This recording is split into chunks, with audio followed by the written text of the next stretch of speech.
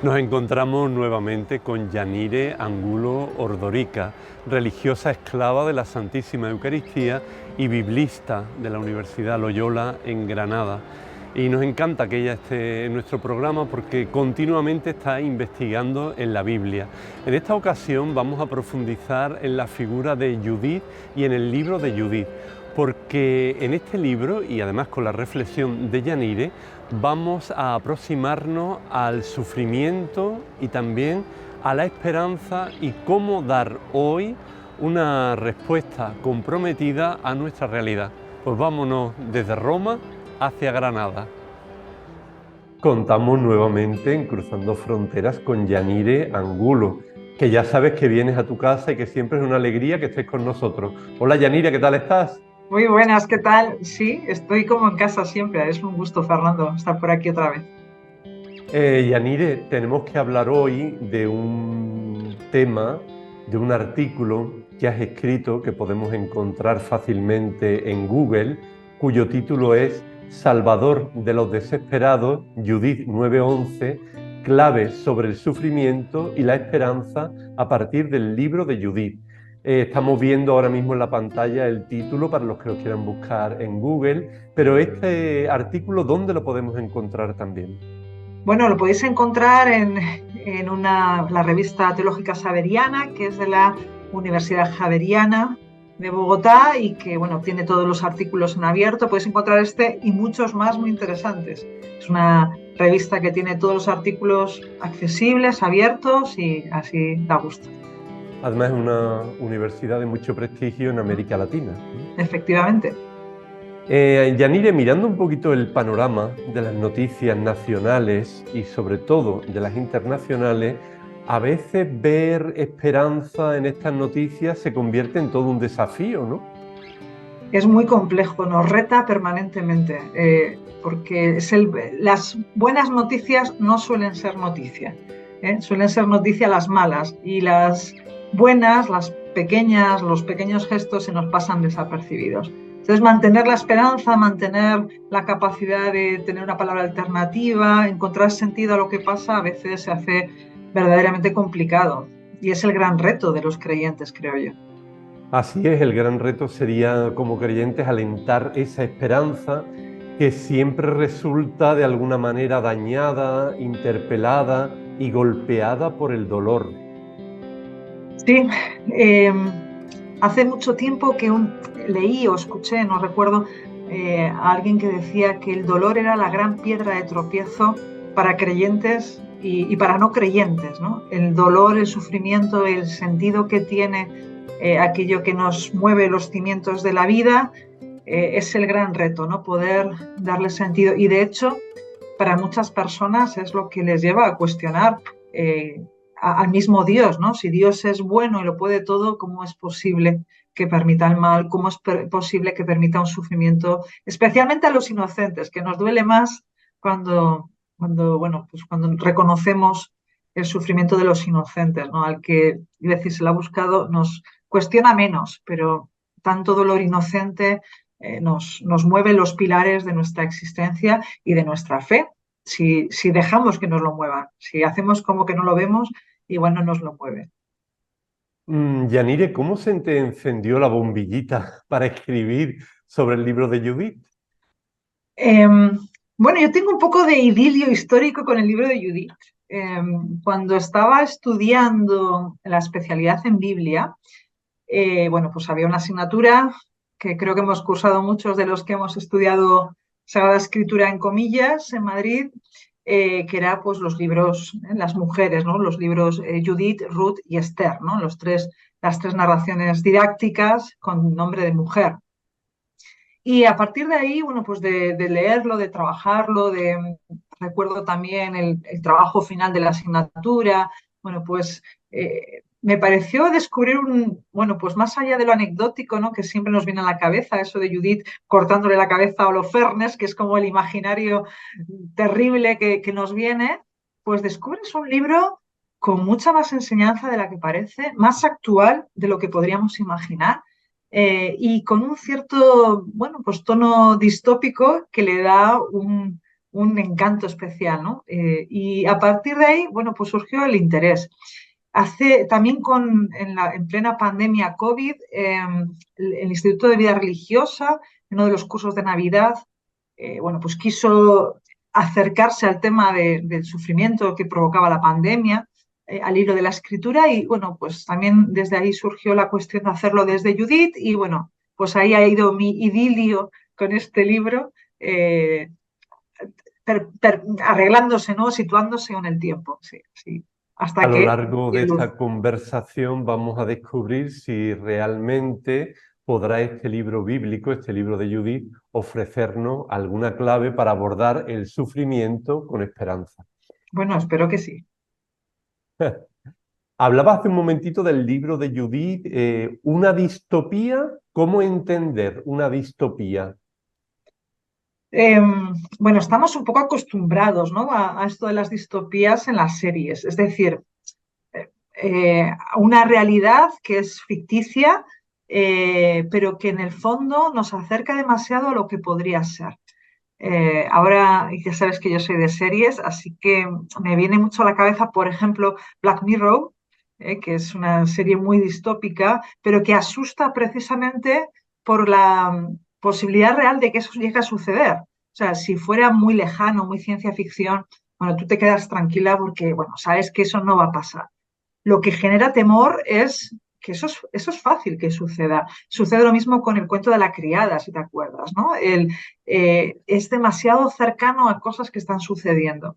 Y eso le da un toque de advertencia, de, bueno, pues de repensar las cosas y de dejarte afectar por algo que, bueno, pues realmente nos puede suceder, no es algo tan lejano, es una ficción demasiado cercana a lo que podría llegar a ser, ¿no? Y creo que Judith juega un poquito, el término distopía no, es un poco anacrónico, ¿no? Con respecto al libro de Judith, pero sí que juega con elementos que hacen que, bueno, se parezca bastante.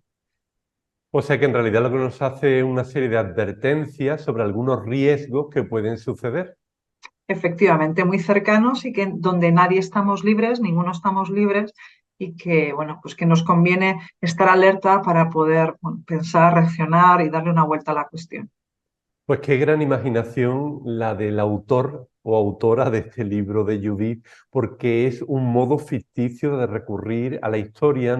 Nos has hablado ahora de alguna serie, pero tú citas en tu artículo la película El planeta de los simios. Sí, eso es un poco mi trauma infantil, porque yo no recuerdo bien la película, era muy pequeña, no sé de qué año es, no recuerdo ahora, creo de los años 80, si no recuerdo mal, pero recuerdo poco la trama, pero sí el impacto que me generó la última escena, ¿no? Ese momento en el que la estatua él va huyendo con su compañera Simia Mona y por una playa en caballo y lo que ve es una estatua de la libertad caída, ¿no? Y entonces cae en la cuenta de que lo que está sucediendo, lo que está viviendo, no es que esté en otro planeta, en el planeta de los simios, sino que en realidad es el propio planeta que ha dado un cambio tal bueno, pues que no es reconocible, ¿no? Sí, sí, sí, es una escena muy impactante.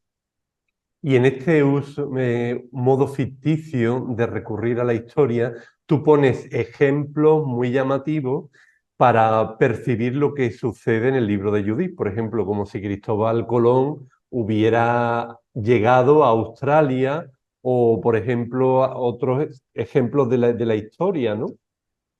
Sí, porque a veces, como nos falta un poco de perspectiva con respecto a la historia de Israel, no nos damos cuenta de los grandes, es decir, gazapos. No son gazapos, son las grandes llamadas de atención que hace el libro, ¿no? Si alguien nos dice que eso, que Napoleón Bonaparte fue, no sé, el emperador romano, un emperador romano del siglo I, pues enseguida nos llamaría la atención, quedaríamos desconcertados y diríamos, ¿qué está pasando aquí? En cambio, no somos tan conscientes cuando alguien nos dice, como sucede en el libro de Judith, que el imperio asirio está gobernado, su jefe es Nabucodonosor. Nos quedamos tan anchos porque todo nos suena un poco a cosas muy lejanas, pero Nabucodonosor fue el emperador del imperio babilónico que destruyó Jerusalén, que destruyó el templo y que por supuesto no tiene nada que ver con el imperio asirio que es de unos siglos anteriores, ¿no? Entonces, no es algo que sea ajeno a Israel, que el que escribe haya podido equivocarse, o sea, porque es algo tan traumático para el pueblo que es imposible confundir los personajes, ¿no? Entonces, bueno, lo que está haciendo es una gran llamada de atención, una llamada de atención muy importante. En realidad también sería una manera de que todos nos impliquemos en la historia, ¿no? Sí, de alguna manera lo que hace es llamarte la atención para que te fijes, para que prestes atención y te sitúa en algo que no es, que podría ser, que no es, que te recuerda lo que ha sido, pero que te está poniendo en atención, en alarma, porque puede volver a pasar o puede estar pasando constantemente de otra manera. Ujú. Además, este libro de Judith juega con la historia, pero juega también con la geografía y con esa aldea de Betulia. Sí, sí, Betulia parece que es conocidísima, importantísima, que es según el libro es el lugar de paso obligatorio, necesitan pasar por Betulia para llegar a Jerusalén y Betulia no existe. Entonces, eh, y su nombre fonéticamente se parece mucho a una expresión que utiliza mucho Jeremías para hablar de Israel, ¿no? Betulá, doncella joven, la Betulá. Y entonces, claro, te está colocando en una sintonía distinta, ¿no?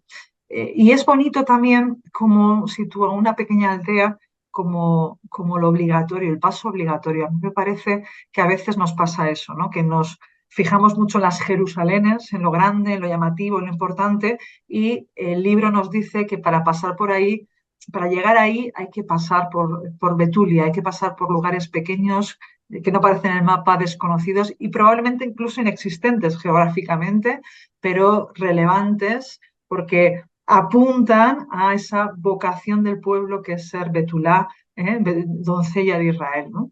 Entonces, bueno, es interesante. Qué bonito.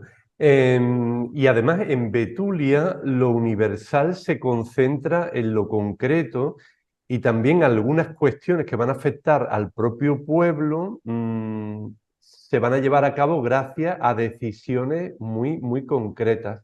Tú hablas de una expresión que te encanta, que es esa de que las decisiones importantes se van cociendo en la calderilla de la vida, ¿no? Sí, sí, es una expresión muy mía, lo digo un montón. Sí, porque a veces era un poco lo que te decía antes, ¿no? Nos da la sensación de que lo llamativo, lo importante, nuestras grandes decisiones están ahí, pues eso, reservadas para momentos especiales, llamativos, donde tomas grandes decisiones. Y resulta que las pequeñas decisiones cotidianas, la decisión de, bueno, pues de tener un gesto agradable con alguien, la pequeña decisión de hacer algo que igual no me apetece, la pequeña decisión de... Las pequeñas decisiones son las que van construyendo realmente la gran decisión de hacia dónde orientar la vida, ¿no? Y es un poco lo que se plantea también en este libro, ¿no? Aunque parezca de otra manera. Las decisiones chiquitinas que se toman en esa pequeña aldea de Betulia en realidad es lo que va a marcar el destino de toda la nación y de toda Jerusalén y de todo el templo y de todo aquello que está en juego, ¿no? Así sucede en nuestra vida, así sucede o nos quiere mostrar que sucede también en este relato, ¿no? Aquí en el libro de Judith aparecen las víctimas inocentes, porque en algunos textos de la Escritura aparece el pueblo que peca, que le da la espalda a Dios. Sin embargo, aquí emergen con mucha claridad esas víctimas inocentes. Sí, a veces antes comentaba, ¿no? Nos parece que el sufrimiento del que no es tan inocente es más llevadero, ¿no? Uy, cuando nos pasa algo malo porque lo hemos buscado, he suspendido el examen, claro, es que no estudié, bueno, pues como que todo es más llevadero, pero lo que realmente nos reta, nos cuestiona, nos interroga, nos deja incómodos y sin respuestas, es por qué sufren los inocentes, ¿no? ¿Por qué el orgullo de unos o la forma de actuar de unos o la soberbia de algunos o el ansia de poder de algunos hacen tanto daño y dejan a tantas personas en los arcenes de la vida, ¿no? Y eso es lo que cuestiona, lo que nos incomoda, lo que realmente convierte el dolor y el sufrimiento ajeno y propio en un interrogante que cuestiona hasta la propia fe, ¿no?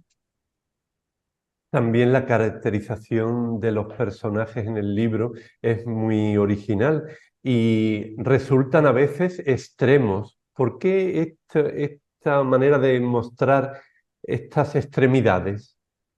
A veces nos sucede, ¿no?, que necesitamos caricaturizar un poco para poder ver, o sea, la vida es siempre grises, ¿no? Nunca es blanco y negro, pero necesitamos como hacer caricatura de todos esos grises y poder plasmarlos en el malo que sea muy malo, el bueno que sea muy bueno, y así ya todo está ubicado.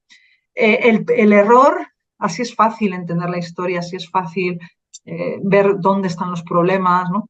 Pero el error es pensar que esa manera de comprender que aparece en los relatos, que aparece en las películas, que aparece en las narraciones, que aparece en el libro de Judith, en realidad refleja algo que sucede, ¿no? No real. Nuestra vida está llena de muchos grises, nosotros somos muchos grises, no hay personajes que sean como Holofernes, no hay personajes que sean como Judith, somos toda una mezcla interesante entre Holofernes, Judith y todos los personajes que hay ahí en medio, ¿no? Pero verlos separados, caricaturizados, nos permite también como verlo con más claridad. Vas desarrollando diferentes ideas en el artículo, hablas del enoteísmo, también que esta forma extrema de dibujar los personajes puede escenificar una lucha entre dioses. Explícanos un poquito esto. Sí, a veces, bueno, nos sucede también con otros relatos bíblicos, ¿no? Que nos centramos mucho en cuestiones puntuales. Antes comentaba, ¿no? Del libro de Judith, casi yo solo me fijaba o sabía antes de entrar más en ese libro, en el tema de Judith cortándole el cuello a Holofernes, ¿no? Esa escena de, bueno, pues nos fijamos en ciertas cosas muy puntuales y no nos damos cuenta de lo que hay detrás en juego, ¿no? Y cómo en el fondo, esto sucede también en el libro del Éxodo, ¿no?, con la liberación del pueblo, cómo en el fondo hay una gran lucha entre dioses. Está el dios de la vida, el dios de los débiles, el dios de los inocentes, el dios de lo pequeño, el dios de los sufrientes, que es el Dios de Israel, y tenemos a un emperador, a un Nabucodonosor, que en Holofernes, que es su jefecillo militar, quiere hacerse Dios y además se expresa muchas veces de forma divina, ¿no? Y quiere que le den culto y quiere con su poder y con su forma de arrasar por los pueblos, quiere que todo el mundo le tema y por tanto le adore. Y entonces tenemos como dos maneras muy diferentes de divinidades, ¿no? Y es un poco lo que nos sucede a nosotros también con el sufrimiento, ¿no? Que nos cuestiona si no es más poderoso el Dios de la muerte, el Dios que oprime, el Dios que machaca al débil, el Dios que, bueno, pues que pretende ganarse la adoración con miedo, ¿no? Y nos hace pensar que quizás eso es más poderoso en nuestra sociedad que ese Dios de lo pequeño, que vence por una mujer, que ya es bastante escandaloso, que, bueno, apuesta por una aldeíta que ni aparece, Entonces, bueno, en realidad es ese enfrentamiento de dioses que, más allá de parecer una película de Marvel, entre la lucha del bien y el mal, en realidad es un conflicto que siempre tenemos dentro, ¿no? Y que hace que se mine nuestra confianza en Dios, ¿no? ¿Por qué el dolor y el sufrimiento desgasta nuestra confianza y nuestra esperanza? Pues porque en el fondo nos hace dudar si ese Dios de lo frágil, de lo débil, que se nos muestra en Jesús, que tiene misericordia, que no deja el sufrimiento del inocente perdido, sino que se guarda en su corazón, todo eso realmente es más poderoso que aquello que está en los telediarios, que machaca, que no sé qué. Entonces, bueno, esa lucha entre dioses que aparece reflejada en los textos bíblicos, que aparece a veces con clave de idolatría, ¿no? Porque, bueno, pues Nabucodonosor quiere ser Dios y no lo es, por tanto, darle culto es idolatría, ¿no? Y va a suceder lo mismo con el faraón de Egipto, ¿no? Bueno, pues esa idolatría, esa lucha de dioses es más cercana a nuestra vida de lo que pensamos. Muchas veces nos asalta, aunque nunca lo llamemos idolatría, y está detrás de, bueno, pues todos estos cuestionamientos que nos provoca la realidad cuando dejamos que nos afecte y que nos cuestionen. En el libro de Judith podemos encontrar dos niveles de respuesta a esta causa del sufrimiento. Sí, hay dos, una es la clásica y antes lo comentabas de alguna manera, ¿no? Es la respuesta clásica que vamos a encontrar en muchos textos también de la escritura. La respuesta clásica es, me está sucediendo esto porque Dios no me está protegiendo, porque algo mal he hecho. Es decir, cómo el sufrimiento nos permite cuestionar si mi actitud ante la vida, ante el Dios de la vida, si mi actitud es la correcta. Y a veces nos sucede eso, ¿no? Nos pasan cosas eh, y nos permiten o nos pueden permitir pensar, bueno, ¿esto por qué me ha pasado? ¿Qué es lo que estoy haciendo con mi vida? Realmente igual, y me puede servir como para reajustar y reorientar mi existencia hacia lo importante, ¿no? Esto dicho así, bueno, nos parece bastante pasable. En el lenguaje bíblico a veces se nos atraganta, ¿no? Cuando decimos eso de que, bueno, pues es por el pecado del pueblo por el que Dios, bueno, pues manda a Babilonia y no sé qué, no sé cuánto. Pero en el fondo, detrás de ese lenguaje que nos chirría, ¿no? Eso de por el pecado resulta que me vienen los males, ¿no? Ese lenguaje que nos chirría, en realidad, la experiencia creyente que hay detrás es que las cosas que nos suceden, que nos remueven, se convierten en oportunidad para reorientar mi existencia hacia aquel que realmente es la vida, ¿no? Bueno, eso es una interpretación que es clásica, que en la escritura aparece permanentemente y que tiene mucho que ver con cómo se percibe en todo el Oriente Próximo, en la antigüedad, el tema bélico. Las guerras entre pueblos se entienden como una lucha entre dioses y entonces, ¿quién gana? Pues el dios más fuerte o el dios que ha apartado su protección de su pueblo por algo que han hecho mal. Entonces, esa interpretación común en todo el Antiguo Oriente Próximo, que como veis, o como ves, tiene como ese punto existencial, oye, que sigue siendo válido, es como la interpretación habitual y es la que hace que a veces nos encontremos cosas como lo de ¿quién pecó este o su padre para que sea ciego? Y cosas así, ¿no? Por esa interpretación. Esa es una forma de interpretar y de hecho aparece en el libro de Judith y va a haber personajes que digan eso, ¿eh? Que si el pueblo, si Betulia realmente ha pecado, no hay problema porque van a vencer, pero como no hayan pecado, a ver quién vence al Dios de Israel, ¿no? Eso por un lado. Pero por otro lado, Judith, que es un poco el elemento interesante, es que como Israel en este libro ya no aparece como alguien que se ha ganado la situación, sino como un inocente que sufre, como una víctima de un poder militar gratuito y que no tiene en cuenta el sufrimiento de las personas, Judith ofrece otra alternativa, otra interpretación, y es la de prueba. Que para nosotros lo de la prueba nos suena fatal porque parece que estamos ahí colocando a alguien en una situación complicada para ver cómo reacciona, pero en realidad en la lógica bíblica la prueba es en realidad sacar lo mejor del otro, ¿no? Por eso aparece mucho la imagen de la prueba como el oro acrisolado a fuego, ¿no? Y cuando no sé mucho yo de metales, pero entiendo que cuando el oro o cualquier otro metal se pone al fuego, lo que se hace es que se quitan las impurezas y queda realmente puro lo valioso, ¿no? Y se pone sobre la mesa el valor que tiene. Y esta es la lógica que presenta Judith, ¿no? El sufrimiento no es tanto, o no en este caso al menos, una ocasión para rectificar, cuestionarse y ver qué no he hecho bien, sino también puede ser una oportunidad para sacar la mejor versión, ponerla sobre la mesa y decantar realmente qué es lo importante para mí, qué valor tienen mis decisiones, qué es lo que hago con mi vida, ¿no? Entonces, bueno, creo que el matiz es bastante diferente. El orgullo herido sería la causa del inicio de todo lo que nos cuenta el libro de Judith. Sí, es muy curioso porque nuestra protagonista no aparece hasta el capítulo 8. Los 7 primeros capítulos son un despliegue militar exagerado porque yo estoy en Andalucía y aquí la exageración se lleva, pero el libro de Judith es todavía más exagerado, ¿no? El ejército, un despliegue de ejércitos, de poderío, eh, despampanante, despampanante. Y lo que, según narrativamente, lo que hace que el imperio asirio se empeñe contra Betulia y contra Israel es precisamente que le ignoran, que no les hacen caso.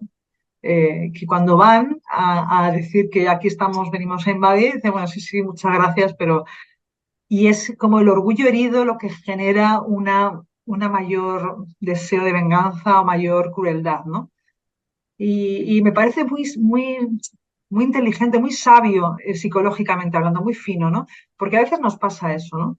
¿Cuántas veces nuestras dinámicas, nuestros comportamientos, nuestras reacciones eh, pierden la proporción precisamente por una cuestión de orgullo, por una cuestión de pensar que no se me ha tenido en cuenta, pensar que no se me ha tomado en serio, ¿no? Me parece como muy fino y muy otra alerta también a cómo nos situamos y cómo recibimos las reacciones del resto con respecto a nosotros mismos, ¿no?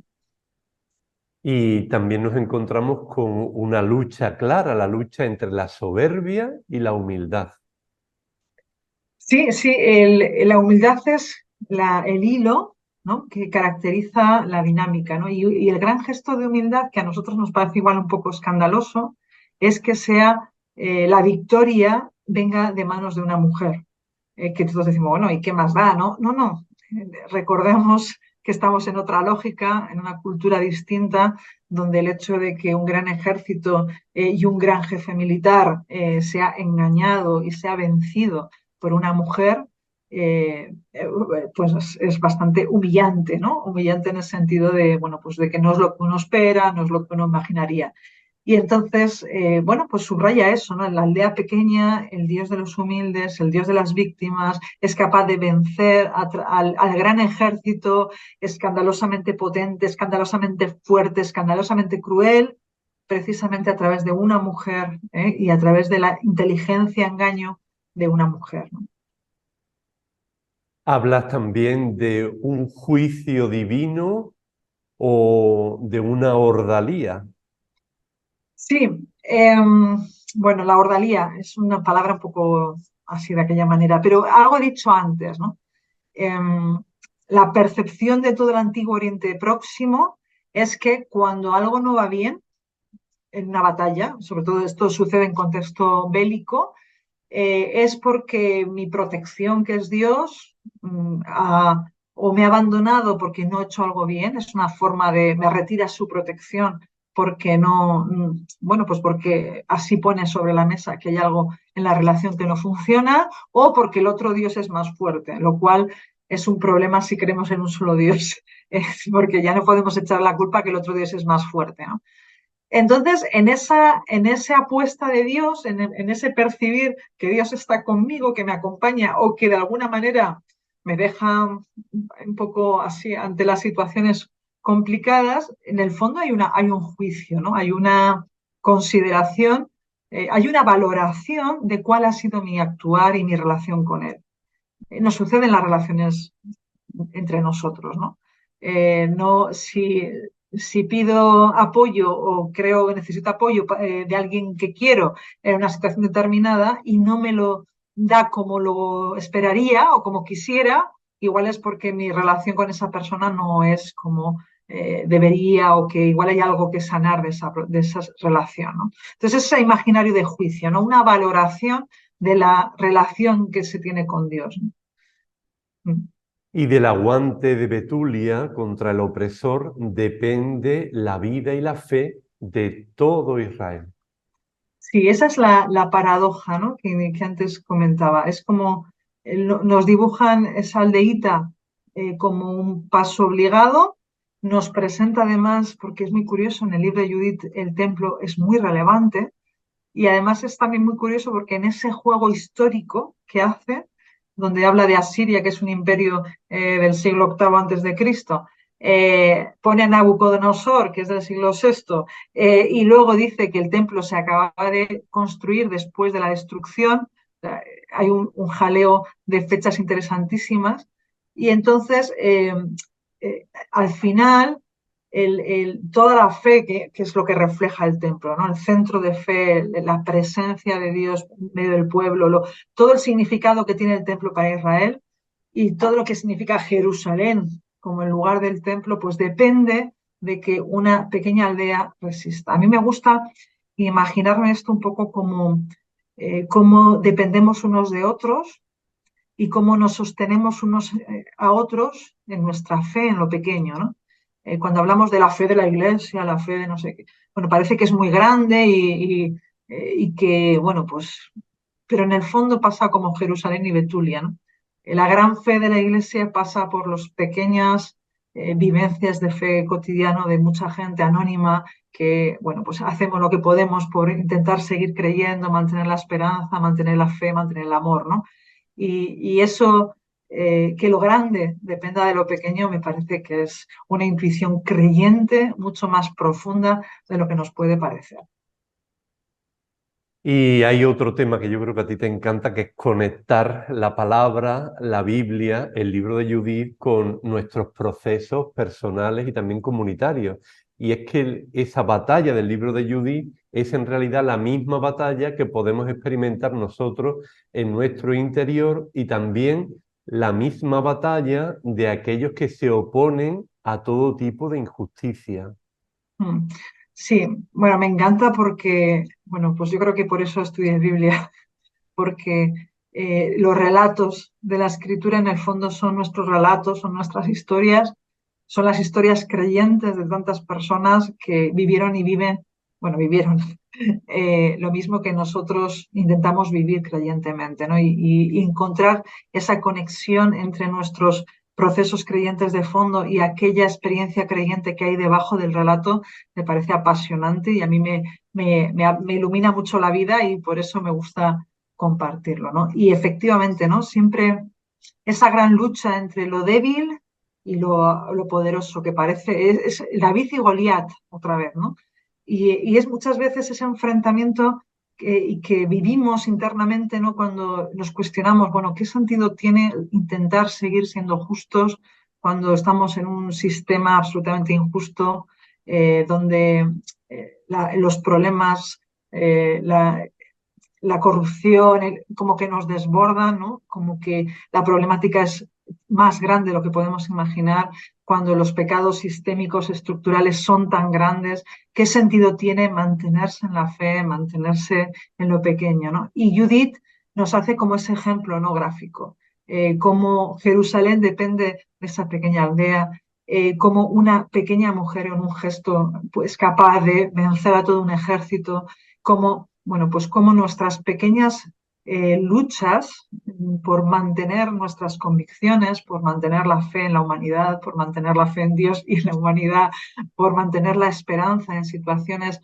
donde se nos devuelve todo lo contrario. Bueno, todo eso, al final, nuestro Dios es el Dios de los pequeños, es el Dios de los humildes, como reza Judith en el libro, ¿no? Bueno, pues también es nuestro Dios, es el que apuesta por eso y el que, bueno, pues nos permite mantenernos ahí a pesar de que aparentemente todo diga que es una tontería. Pues efectivamente la lucha es desigual, Dios prefiere lo débil y ahora mismo aludías tú a esa oración de Judith 6:19, Señor Dios del cielo, tú que habitas en lo alto, destruye su soberbia y compadécete de la humillación de nuestra raza, míranos con benevolencia en este día, pues estamos consagrados a ti. Dime que no es una oración que no podríamos a veces rezar nosotros, ¿no? Sí, a veces, bueno, pues eso, cuando la realidad nos desborda, cuando parece que el mal va a ganar siempre la partida, cuando parece que esto no tiene solución, ¿no? Y a veces cuanto más nos asomamos a la complejidad de la vida y de sus realidades, decimos, "Buah, esto no hay donde cogerlo, no tiene arreglo". Y entonces, bueno, pues quizás es el momento de hacer nuestra la oración de Judith y acordarnos de ese Dios que apuesta por lo pequeño. Vamos a seguir ahondando en la interpretación del sufrimiento al que aludías al principio en esos dos niveles, pero hay alguien que te va a hacer la pregunta sorpresa, una seguidora de Cruzando Fronteras, que es también seguidora de tus libros, de tus artículos, admiradora de todo lo que tú cuentas, que es madre de familia, trabajadora social y también actriz. Y quería formularte esta pregunta. Hola Yanire, hola Fernando. Estoy encantada de participar en Cruzando Fronteras. A la luz de la lectura del libro de Judith, nos descubrimos nosotros mismos. Creer que Dios nos da la espalda si nuestras acciones no responden a su voluntad, creo que es fruto de la gran tentación del creyente. Se trata de considerar entonces que el Señor nos cuida y nos protege solo si somos merecedores de ello. Muchas gracias y os mando un cordial saludo desde Sevilla. Bueno, pues nada, muchas gracias Sara por tu pregunta. Parece que no, pero es una pregunta gorda, porque es la gran tentación de los creyentes. Y por mucho que sepamos, y que no lo formulemos así porque nos suena muy mal, por mucho que sepamos que Dios nos quiere sin merecerlo, que no se trata de los méritos que hagamos, que no se trata de hacer un gran currículum ante Dios que nos haga dignos, ¿no? Por mucho que eso lo sepamos y que nos acerquemos a los evangelios y veamos cómo Jesús se acerca y nos dice que necesitan médico los enfermos, todas esas cosas, aún así, entre los creyentes siempre está esa gran tentación, que a veces es inconsciente, ¿no? De buscar ganarnos el afecto, el querer de Dios, el no aceptar la gratuidad del actuar de Dios, el no acabar de acoger que somos amados, queridos en lo que somos, que no nos quita responsabilidad ni seriedad en la vida, sino que nos da la posibilidad de tomarnos en serio la vida y actuar con responsabilidad, ¿no? Entender que primero es ese amor incondicional y después de ahí surge la tarea de dar respuesta agradecida, podemos entenderlo bien de cabeza, pero en la práctica se nos escapa con mucha frecuencia, ¿no? Para mí es una gran tentación que no solamente Jesús se la pone delante de los fariseos, sino que en el fondo todos y todas tenemos un pequeño fariseo, pequeño, grande o mediano, no sé el tamaño, pero en el sótano de nuestra vida, que en cuanto nos descuidamos nos recuerda que no damos la talla, que no damos la talla en miles de cosas y nos hace sentir mal por ese no dar la talla, ¿no? Y que pretende de alguna manera recordarnos o hacernos creer que merecemos lo que recibimos y que es puro don, ¿no? Bueno, pues el libro de Judith también se sitúa ahí. Nuestra manera a veces de interpretar el sufrimiento también se sitúa ahí. Fíjate qué rápido nos sale eso de, pues, ¿qué habré hecho yo para que me pase esto? ¿No? Siempre es como si fuera causa-efecto o como si tenemos que merecernos el bien o el mal que nos llega. Y esa es la gran tentación creyente, está siempre ahí. Nunca acabamos de estar vacunados y vacunadas del todo ante este virus. Y conviene tenerlo un poco vigilado para que cuando nos asalte podamos decir, a ver, ya está aquí mi fariseo, mi farisea, asaltándome y haciéndome olvidar que lo de Dios es gratuito, que gracias a Dios nunca damos la talla y que nunca nos merecemos tanto como recibimos y que sea el agradecimiento lo que nos movilice para vivir con seriedad y con responsabilidad. Pues agradecemos mucho a Sara su pregunta y le enviamos un abrazo muy fuerte a ella y a su comunidad cristiana de adultos de la Parroquia de los Sagrados Corazones de Sevilla. Claro, estamos hablando de un proceso de sanación. Y bueno, por el hecho de sufrir, no nos hace ni mejores ni peores, sino que lo que nos ayuda es ir acogiendo esos aprendizajes existenciales que estas situaciones de sufrimiento nos ofrecen, ¿no, Yanire?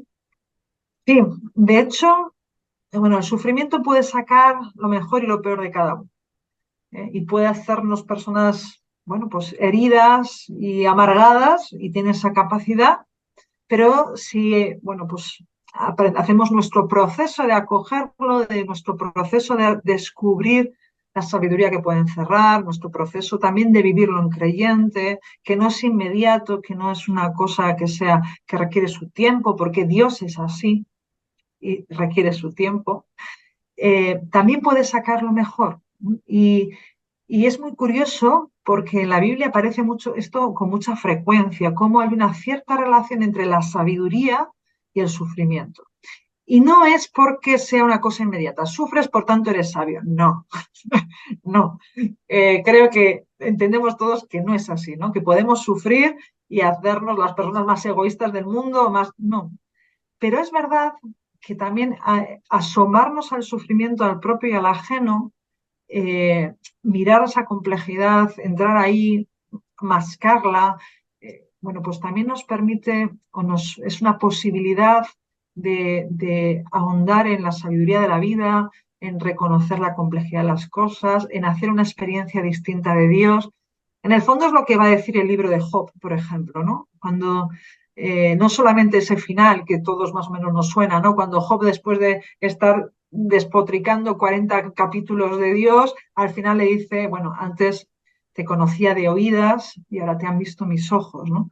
Esa experiencia renovada que produce de Dios, que puede venir acompañada de un sufrimiento vivido con Él, ¿no? Sino también hay un capítulo que a mí me gusta mucho, que es cuando, si no recuerdo mal, es el 38, pero no me hagas caso porque tengo yo la memoria regular para estas cosas, que hace todo un poema sobre dónde está la sabiduría, planteando cómo el ser humano es capaz de miles de cosas, pero no puede hacerse con la sabiduría. Y al final dice, plantea, bueno, ¿quién ha visto la sabiduría? Y dice, la muerte, la muerte conoce dónde está, ¿no? O sea, el dolor sabe, ubica, hay una cierta relación entre el dolor, el sufrimiento y la sabiduría, ¿no? Esto así dicho en teoría es muy complicado porque podemos hacer conclusiones extrañas, pero en la práctica creo que quien más o quien menos, todos hemos experimentado de alguna manera que experiencias que nunca hubiéramos elegido, que no son agradables y que desde luego, bueno, pues nos han hecho sufrir mucho. Resulta que también, gracias a Dios, pues han servido para sacar de nosotros lo mejor y que nos han ayudado a dar un salto cualitativo en cuanto creyentes, ¿no? De alguna u otra manera todos lo hemos podido vivir, ¿no? Creo yo, espero, deseo. Yanire, que yo creo que a través de esta entrevista lo que nosotros queremos es que nuestros amigos se acerquen al libro de Judith y lean el libro de Judith. Entonces, sin ánimo de hacer spoiler, pero algo tendrás que decir para contextualizar a Judith, porque como decías al principio, ella no aparece hasta el capítulo 8, pero bueno, ¿quién es la protagonista del libro de Judith? Bueno, Judith es un personaje súper interesante que nunca se ha tenido, no se suele tener muy en cuenta, ¿no? Porque es una mujer viuda, autónoma, que eso es muy extraño, ¿no? Viuda y con dinero, eso, bueno, igual ahora podemos encontrar alguna viuda y con dinero, pero en la época antigua había, y en la Biblia encontramos muchas veces a la viuda como sinónimo de pobre, pero en este caso no es así, es una mujer autónoma, viuda, es decir, con cierta independencia incluso también de otras personas, del marido, que culturalmente ya sabemos que había una dependencia, que gestiona su economía, que además vive en una disposición orante, donde se ha colocado un sitio especial para hacer su oración. Es un personaje muy, muy curioso, porque es un modelo de mujer autónoma, de mujer muy libre, capaz de cantarle las 40 a los ancianos del pueblo con una parresía, con una libertad increíble, pero a la vez también pues, con esa capacidad de ponerse en juego, de arriesgarse y de transformarse en pro del bien común, en búsqueda de cuidar a su pueblo, ¿no? O sea, que mantiene esa relación de distancia, porque aparece casi como una vida de contemplativa, así apartada del pueblo, pero a la vez muy comprometida con el pueblo. Es un personaje muy, muy interesante que yo animo a que os acerquéis a conocerla mejor. Y otro aspecto en esta vida, en esta trayectoria de Judith, es que ella vive una transformación que la transforma. Sí, es curioso porque, bueno, pues de cómo aparece representada, cómo aparece dibujada, con la genealogía más larga de toda la Biblia. Bueno, pues ella toma una decisión, hace un cambio que aparece más gráficamente expresado como un cambio externo, ¿no? De ropas, de perfumes, de formas y tal. Por eso, el bien de la gente y una transformación externa por el bien del pueblo, que luego cuando parece que se le podría subir un poquito el orgullo y cuando la fama le podría arrebatar, ¿no? Un poco los pies en la tierra, bueno, pues resulta que ya vuelve otra vez a su vida anterior, sin mayor novedad. No hay una transformación que a la vez no supone transformación de lo esencial, pero sí que supone una transformación para el bien del resto, ¿no? A veces es complicado, ¿no? Y eso, pues la gente famosa, eh, bueno, pues lo vemos a veces, ¿no? Esa gente que mantiene un Nadal, ¿no? Que mantiene cierta humildad, cierta disposición cuando es famoso y cuando tiene todo va bien, bueno, pues también le permite y que mantenga las amistades de siempre, la gente de siempre, no sé qué, bueno, pues siempre es un elogio y es complicado. Pues Judith aparece así representada también. Es muy curioso. Para ir recapitulando nuestra conversación, ¿qué pista nos dirías, Yanire, que nos ofrece el libro de Judith en este diálogo sufrimiento-esperanza? Bueno, pues yo creo que las pistas han ido saliendo ya, ¿no? Una pista importante bueno, mantener esa certeza, ¿no? Que es muy de fe, pero que es importante, ¿no? Que nuestro Dios es un Dios que actúa en lo pequeño, en lo discreto, en lo que no, ¿m? Más allá de lo ruidoso, de lo llamativo que pueda ser el mal en este mundo, el bien siempre hace menos ruido, el amor no hace nada de ruido y nuestro Dios, que es amor, está ahí, ¿no? Y apuesta por eso. Entonces, bueno, pues mantener esa certeza en la medida de lo posible o por lo menos desear mantenerse en esa certeza, creo que es importante, que es relevante. Y luego el tema del sufrimiento es un tema donde hay que entrar siempre a pie descalzo por el respeto y por lo que significa, ¿no? Hablar del sufrimiento en general pues, es muy fácil, pero acercarse al sufrimiento concreto de las personas es muy complejo y el sufrimiento personal de cada uno tiene su proceso, ¿no? De Judith podemos aprender también a respetar el proceso, a no tener prisa por dar recetas, porque cada uno pueda vivir el sufrimiento como puede vivirlo, con la intuición, ojalá la seguridad, pero ponemos la intuición de que Dios está cerca.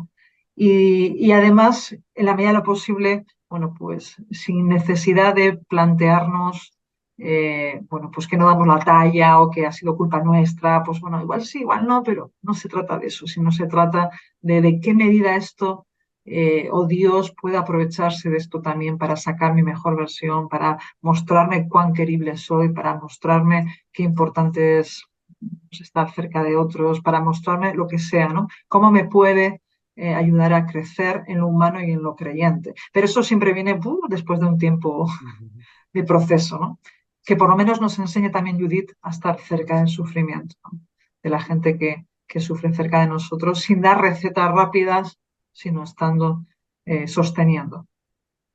Sosteniendo, acompañando, ahí esa idea aparece varias veces en el artículo. Y es más, tú dices que solo puede acompañar a alguien desde el testimonio de haber transitado el sufrimiento para abrir a la esperanza. Efectivamente. A ver, el sufrimiento, hacer teoría del sufrimiento hace más daño al que sufre, ¿no? Y enseguida se nota quién habla desde algo que es en primera persona, que ha sido experiencia, que es experiencial, y quién habla desde algo aprendido, desde algo teórico, desde algo que no ha calado en el corazón, ¿no? Y no es que se tengan más respuestas o menos, porque a veces acompañar, sostener y estar cerca es una cuestión que se hace sin palabras muchas veces y que, bueno, pues que no se trata de dar recetas, soluciones ni arreglar la vida a nadie, ¿no? Pero se nota tanto quién lo hace en teoría y quién está, porque, bueno, pues somos compañeros de camino y en el sufrimiento nos encontramos todos bueno, pues se trata de acompañarnos y ayudarnos ahí. Se nota tanto que yo creo que realmente solamente quien lo ha vivido puede realmente hacer un acompañar que sea efectivo. Y terminas este artículo que estamos comentando sobre el libro de Judith con otra idea que a mí me parece muy, muy bonita para cerrar nuestra conversación. La experiencia de un Dios así, también nosotros hemos de salir de nuestros espacios de comodidad y dejarnos transformar con la finalidad de cuidar y proteger a los demás. Sí, no sé si tiene mucho que decir esto, sí, tal cual. Eh, Estamos muy a gusto siempre. El ser humano busca siempre sus espacios cómodos, donde el otro no, y la realidad me afecte lo justo, ¿no?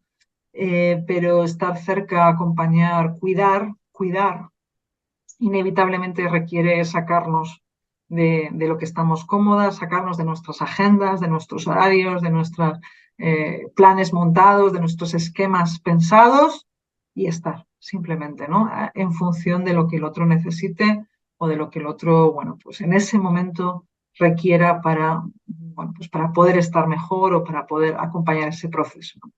Y es un poco inevitable. Es, es algo que es complicado, que no lo pensamos igual, uff, qué pereza, pero cuando realmente hacemos apuesta por cuidarnos y cuidar, bueno, pues las cosas salen y fluyen de otra manera y no lo pensamos tanto, ¿no? Las madres no piensan tanto que si se tienen que quedar una noche con el niño que tiene fiebre, no piensan tanto, ¡ay, que uff! Que tengo que salir de mi zona de confort. Bueno, pues es que lo haces porque quieres al otro, porque quieres cuidarlo y no te haces eh, más ideas, ¿no?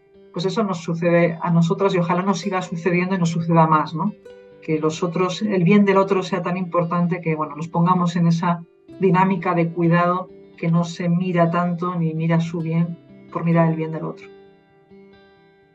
Yanire, muchísimas gracias por compartir con nosotros estas claves sobre el sufrimiento y la esperanza a partir del libro de Judith. E invitamos a los amigos de Cruzando Fronteras a que se lean el libro y también a que se lean el artículo y toda esta conexión que tú has hecho entre el libro de Judith y nuestra vida cotidiana, esa calderilla de lo cotidiano donde se juegan las cosas importantes. Hasta muy pronto, Yanire. Gracias, Fernando. Hasta pronto. Si te ha gustado esta entrevista en Cruzando Fronteras, te animamos a que te suscribas a nuestro canal, que le des a like y que actives la campanita y sobre todo que compartas este vídeo con aquellas personas que les pueda interesar. Gracias.